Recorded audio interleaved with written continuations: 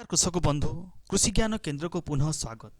आज आम आपण नहीं आसु एक बड़ और रोमांचक खबर जमीक कि आपण मैंने जानी पीएम किसान 18तम किस्तिर रिलीज डेट है 5 अक्टोबर 2024 आउ प्रधानमंत्री यहाँ कौ जगार घोषणा करेंगे सेटा आम आज ये वीडियो रे आपण मानकु जनइबू। तेणु दयाकोरी शेष पर्यंत ये वीडियो को देखंतु आउ आम चैनल कृषि ज्ञान केन्द्र को सब्सक्राइब करी वीडियो को लाइक एवं शेयर करंतु।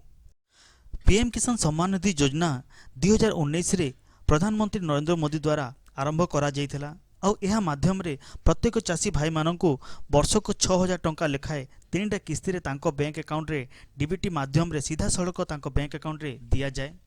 जेमिति आपण जानिथिबे 17तम किस्तीर रिलीज डेट थिला 18 जून 2024 जोटा कि घोषणा हेइथिला वाराणसी यूपी रे। तो एथर पीएम किसान रो 18तम किस्तीर धनराशि अछि 20000 कोटी टंका आउ जोटा कि 9.5 कोटी चाषी भाई माननकु दिया जिवो।